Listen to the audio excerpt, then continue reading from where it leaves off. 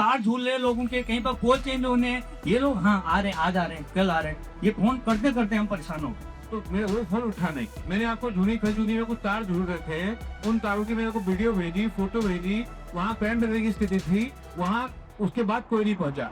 क्या है ये? सिंपल सी चीज है, ऐसा भी नहीं कोई आपको ब्लॉक भी नहीं तो है। जो वीडियो अभी आपने देखा उसे देखकर क्या लगता है? जब सत्ताधारी पार्टी के कद्दावर मंत्री और जिलाधिकारी के सामने अफसर बात को हवा में उड़ा दे तो आपके और हमारे जैसे आम आदमी का सिस्टम क्या हाल करेगा? लेकिन बात सिर्फ अफसरशाही की नहीं है। इस हफ्ते चमोली के एक हादसे में घायल युवक के घरवाले एम्स ऋषिकेश पहुंचते हैं तो डॉक्टर मुंह पर कह देते हैं कि बेड तभी मिलेगा जब यहाँ कोई ऊपर चला जाएगा, यानी किसी की मौत हो जाएगी। ये हमारे पहाड़ का कड़वा सच है। गाँव में ऐसी नीतियाँ थोप दी गई हैं कि स्थानीय भाषा न जानने वाले डांग बाबू आकर ग्रामीणों से बदतमीजी कर रहे हैं और पिथौरागढ़ के बॉर्डर पर सालों से ब्याह कर आई 2000 बहुएं आज कागजों पर अचानक बेगाना हो गई। आखिर उत्तराखंड के साथ ये क्या चल रहा है? क्या अलग राज्य इसलिए बना था कि पहाड़ का युवा 10,000 की नौकरी के लिए तरसे और मरीज स्ट्रेचर पर दम तोड़ दे? नमस्कार, मेरा नाम है गिरीश और वीकली खबर बात के आज के एपिसोड में बात करेंगे उस कमजोर राजनीतिक इच्छा शक्ति और अफसरशाही के गठजोड़ पर जिसने राज्य गठन के 25 साल बाद भी उत्तराखंड के आम नागरिक को अपने ही घर में बेबस और अदृश्य बना दिया है। स्क्रीन पर जो आप वीडियो देख रहे हैं ये वीडियो बागेश्वर का है। कैबिनेट मंत्री और जिलाधिकारी के सामने अफसरों की शिकायत करने वाले ये नेता भारतीय जनता पार्टी के नेता हैं, यानी डबल इंजन सरकार वाली पार्टी के नेता हैं। इस वीडियो में आप साफ देख सकते हैं कि कैसे अधिकारी कैबिनेट मंत्री और जिलाधिकारी के सामने ही एक विभाग से दूसरे विभाग पर बातें टाल रहे हैं। इस तरह के वीडियो आप अक्सर सोशल मीडिया पर राज्य के अलग अलग हिस्सों से देखते ही रहते हैं। आए दिन सोशल मीडिया में चलने वाली इस तरह के वीडियो में अक्सर शिकायत करने वाले डबल इंजन सरकार वाली भारतीय जनता पार्टी के नेता ही होते हैं। तो क्या ये माना जाए कि उत्तराखंड में तैनात अधिकारी चुने हुए जनप्रतिनिधियों की भी नहीं सुन रहे हैं? पर क्या ये जनप्रतिनिधियों की बेबसी का मामला है या कमजोर राजनीतिक इच्छा शक्ति का परिणाम है? आज हम आपको कुछ ऐसे उदाहरण बताते हैं जो हमारे नेताओं की कमजोर इच्छा शक्ति तो दिखाते ही हैं, साथ में उसके कई गंभीर परिणाम भी दर्शाते हैं। जैसे कुछ दिन पहले चमोली के देवाल क्षेत्र में एक भीषण सड़क दुर्घटना होती है। दुर्घटना में घायल युवक को श्रीनगर मेडिकल कॉलेज से एम्स ऋषिकेश रेफर किया जाता है, लेकिन युवक के परिजनों का आरोप है कि गंभीर हालत के बावजूद उसे एम्स ऋषिकेश में बेड नहीं मिला। घायल युवक के पिता का कहना है कि डॉक्टरों का कहना था कि उनके बेटे को तभी बेड मिलेगा जब कोई ऊपर चला जाएगा। पिछले कुछ दिनों में ऋषिकेश एम्स में उत्तराखंड के मरीज को बेड नहीं मिलने की यह दूसरी घटना है। कुछ दिन पहले ही पौड़ी के भरत भंडारी जब बुरी तरह झुलसने के बाद जिला अस्पताल से एम्स रेफर हुए तो परिवार का आरोप है कि उन्हें इमरजेंसी गेट से ही वापस कर दिया गया। रास्ते में दूसरे अस्पताल ले जाते समय उनकी मौत हो गई। ये केवल कुछ मरीजों की परेशानी नहीं है, ये उत्तराखंड की स्वास्थ्य नीति के उस बड़े प्रश्न की ओर इशारा करता है जिसे राज्य गठन के 25 साल बाद भी हम टालते आ रहे हैं। क्या उत्तराखंड की स्वास्थ्य व्यवस्था वास्तव में पहाड़ के नागरिकों को केंद्र में रखकर बनाई गई है? आखिर ऐसा क्यों है कि हमारे राज्य में मौजूद एम्स में राज्य की जनता के लिए ही बेड नहीं है? जब एम्स ऋषिकेश में उत्तराखंड के गंभीर मरीजों के लिए भी बेड नहीं है तो फिर एम्स ऋषिकेश में किसका इलाज हो रहा है? अब कई लोगों को ये बात क्षेत्रवादवादी लगेगी, लेकिन हकीकत यही है कि एम्स ऋषिकेश का फायदा उत्तराखंड की जनता से ज्यादा उत्तर प्रदेश के सहारनपुर, बिजनौर, मुजफ्फरनगर, मेरठ, शामली और आसपास के जिलों की जनता को ज्यादा मिल रहा है। हम ये साफ कर देना चाहते हैं कि समस्या उत्तर प्रदेश या किसी अन्य राज्य से आए मरीजों की नहीं है। एम्स एक राष्ट्रीय संस्था है और वहाँ इलाज पाने का अधिकार हर भारतीय नागरिक को है। इसलिए इस बहस को उत्तराखंड बनाम उत्तर प्रदेश के रूप में देखना बिल्कुल भी सही नहीं है। असल में सवाल कुछ और है। अगली जनगणना के बाद उत्तराखंड की आबादी लगभग 1.5 करोड़ हो जानी है, लेकिन उसका सबसे बड़ा स्वास्थ्य संस्थान 2 राज्यों की सीमा पर है। जिस सीमा पर राज्य का सबसे बड़ा स्वास्थ्य संस्थान है वहां से कुछ घंटों की दूरी तक करोड़ों लोगों की आबादी रहती है। जाहिर है पश्चिमी उत्तर प्रदेश की इस घनी आबादी की वजह से ऋषिकेश एम्स पर भारी दबाव पड़ा है। लेकिन क्या कभी किसी ने यह सवाल पूछा है कि एक मुंशारी, धारचूला या मूरी के मरीज को अपने राज्य के सर्वोच्च स्वास्थ्य संस्थान तक पहुंचने में कितने घंटे लगते हैं? यहाँ सारे सवाल उत्तराखंड राज्य के नीति निर्माताओं और राजनीतिक इच्छा शक्ति पर केंद्रित हो जाते हैं, क्योंकि 2 राज्यों की सीमा में होने के कारण एम्स ऋषिकेश पर पड़ने वाले दबाव से हमने कुछ नहीं सीखा है। राज्य का दूसरा एम्स भी उत्तर प्रदेश और उत्तराखंड की सीमा पर ही बन रहा है। किच्छा में बन रहे एम्स के सामने भी वही समस्या आने वाली है जो ऋषिकेश एम्स में आ रही है। पहाड़ के जिलों से कई किलोमीटर दूर बन रहे इस एम्स में पहाड़ के गंभीर मरीजों को कितना बेड मिलेगा ये समय बताएगा, लेकिन यहाँ कुछ वाजिब सवाल है। आपने कितने राज्यों में ऐसे एम्स देखे हैं जो दूसरे राज्यों की सीमा पर बनते हैं? चलिए इसे छोड़ देते हैं, उस सबसे बड़े तर्क पर बात करते हैं जिसकी वजह से किच्छा और ऋषिकेश में एम्स बनाने की बाध्यता बताई जाती है। तर्क दिया जाता है कि यहाँ जमीन आसानी से मिलती है, निर्माण लागत कम है, कनेक्टिविटी बेहतर है, स्टाफ के लिए जीवन यापन आसान है। ये कोई साजिश नहीं है, ये प्रशासनिक सहूलियत का स्वाभाविक नतीजा है। लेकिन यही वो वजह है जहाँ एक सवाल उठता है। सहूलियत वाला यही तर्क तो हर पहाड़ी राज्य के सामने आता होगा, फिर हिमाचल प्रदेश का एम्स बिलासपुर में कैसे है? आखिर हिमाचल के लिए पहाड़ी और दुर्गम भूगोल को केंद्र में रखकर योजना बनाना तकनीकी रूप से कैसे संभव है? अलग उत्तराखंड राज्य इसलिए मांगा गया था कि नीतियां स्थानीय भौगोलिक और सामाजिक परिस्थितियों के अनुसार बन सकें, लेकिन क्या नीतियां बनाते समय इसका ध्यान रखा जाता है? कागजों पर राज्य में 2 एम्स हो जाएंगे, लेकिन क्या इसका फायदा वाकई उत्तराखंड को मिल रहा है? चलिए हम इस बहस को भी खत्म कर देते हैं और मान लेते हैं कि सहूलियत के हिसाब से उत्तराखंड में एम्स मैदानी इलाकों में ही बन सकता है, पर राज्य की जमीन पर बने एम्स में राज्य के लोगों के लिए कुछ तो कोटा सिस्टम लागू कराया जा सकता है। कम से कम गंभीर मरीजों के लिए तो वहाँ प्रायोरिटी बेस्ड बेड सिस्टम जैसा कुछ लागू किया जा सकता है। जब राज्य और केंद्र दोनों जगहों में भारतीय जनता पार्टी की सरकार होने के बावजूद ऐसा नहीं होता है तो सवाल कमजोर राजनीतिक इच्छा शक्ति पर तो उठता ही है, साथ में आम जनता को महज चुनावी नंबर समझने जैसी थ्योरी अपने आप उभर कर सामने आती है। इसे आप मालवीय नगर अग्निकांड में पौड़ी के केशव नेगी की गिरफ्तारी वाली घटना से और बेहतर समझ सकते हैं। 3 जून को दिल्ली के मालवीय नगर इलाके में हौजरानी स्थित एक B&B होटल में भीषण आग लग जाती है। हादसे में करीब 23 लोगों की जान चली गई। जांच में होटल के फायर सेफ्टी इंतजामों में गंभीर खामियां सामने आई थी। पुलिस ने होटल मालिक समेत कुछ लोगों को गिरफ्तार किया। इनमें एक नाम था पौड़ी मूल के 65 साल के शेफ केशव नेगी का।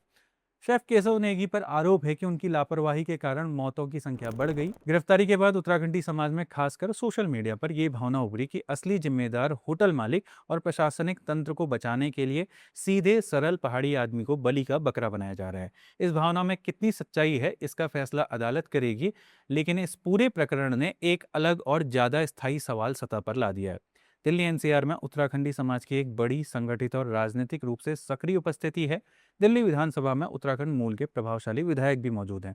दिल्ली एनसीआर में अब कौतिक नहीं महाकौतिक होते हैं। सवाल यह है, जब उत्तराखंड का व्यक्ति एक बड़े राष्ट्रीय स्तर पर चर्चित मामले में फंसता है और पहली नजर में बड़ा साफ दिखता है ये अन्याय है, तो उस कथित संगठित उपस्थिति और राजनीतिक प्रतिनिधित्व का उपयोग किस रूप में होता है? क्या ये सिर्फ सोशल मीडिया पोस्ट और भावनात्मक बयानों तक ही सीमित रह जाता है या इसका कोई संस्थागत रूप भी सामने आता है? ये सवाल किसी को दोषी ठहराने के लिए नहीं है, ये इस बात की पड़ताल के लिए है कि उत्तराखंडियत के नाम पर जो सामाजिक राजनीतिक ढांचा खड़ा है वो सामान्य समय में दिखने वाली सक्रियता को संकट के समय किस हद तक संस्थागत मदद में बदल पाता है। वैसे ये नहीं कहा जाना चाहिए कि मामला पूरी तरह राजनीतिक खामोशी में गुजरा। उत्तराखंड के मुख्यमंत्री पुष्कर सिंह धामी ने दिल्ली की मुख्यमंत्री रेखा गुप्ता से बात की और मामले की निष्पक्ष तथ्य आधारित जांच सुनिश्चित करने पर सहमति बनी। पूर्व मुख्यमंत्री त्रिवेंद्र सिंह रावत हों या सांसद अनिल बलूनी, सभी ने निष्पक्ष जांच होने की बात कही, लेकिन इस घटना से कुछ व्यवहारिक सवाल निकलते हैं जो किसी एक नेता या संगठन पर आरोप नहीं बल्कि पूरे ढांचे की जांच के लिए हैं। पहला, जब मामले की जांच सीधे गृह मंत्रालय के अधीन आने वाले दिल्ली पुलिस के अधीन है तो उत्तराखंड भाजपा का कोई भी नेता सीधा गृह मंत्री अमित शाह से इस बारे में बात क्यों नहीं कर रहा है? उत्तराखंड भाजपा में तो होड़ ही इस बात के प्रचार प्रसार की रहती है कि नेताजी की केंद्र में मोदी शाह की जोड़ी से खूब जमती है। तो अब जब मामला केंद्रीय एजेंसी से जुड़ा है तो किस सांसद ने निष्पक्ष जांच की मांग सिर्फ बयान में नहीं बल्कि लिखित ज्ञापन या प्रतिनिधि मंडल के रूप में की है? दूसरा, क्या दिल्ली एनसीआर के उत्तराखंडी संगठनों के पास कोई स्थायी कानूनी सहायता प्रकोष्ठ है जो ऐसे मामलों में प्रवासी उत्तराखंडियों को मुफ्त या सस्ती कानूनी सलाह दिला सके? तीसरा सवाल है दिल्ली में पहाड़ के नाम पर वोट मांगने वाले रविंद्र नेगी और मोहन बिष्ट जैसे नेताओं से। क्या उनके लिए दिल्ली में रहने वाले पहाड़ी महज ऐसे वोटर हैं जिन्हें उनसे मेले ठेले से ज्यादा की उम्मीद नहीं की जानी चाहिए?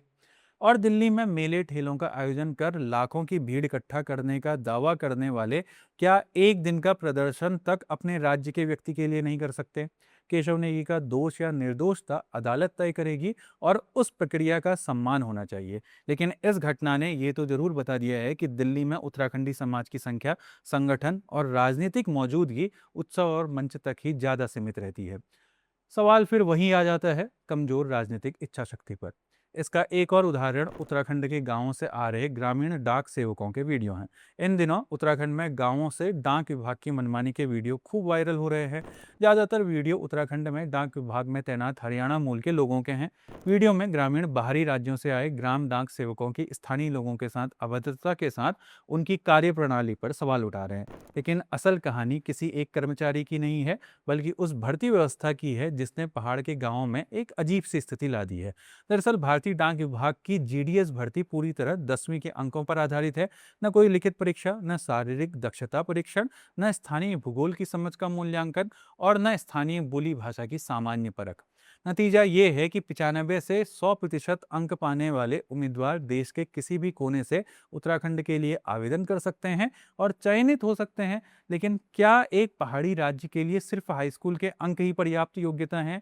क्या किसी ऐसे व्यक्ति को जिसने पहाड़ में जीवन नहीं बिताया, उन गांवों की जिम्मेदारी दी जा सकती है जहां कई कई किलोमीटर पैदल चलना पड़ता है? कुल मिलाकर पहाड़ के युवा को अपने गांव में 10,000 की अस्थायी नौकरी के लिए भी देश भर के युवा से compete करना है। वैसे आपको भी ताजुब होता होगा कि 10,000 की इस अस्थायी नौकरी के लिए कोई हरियाणा से पहाड़ में क्यों आना चाहेगा, वो भी हाई स्कूल में 100% अंक लाने वाला।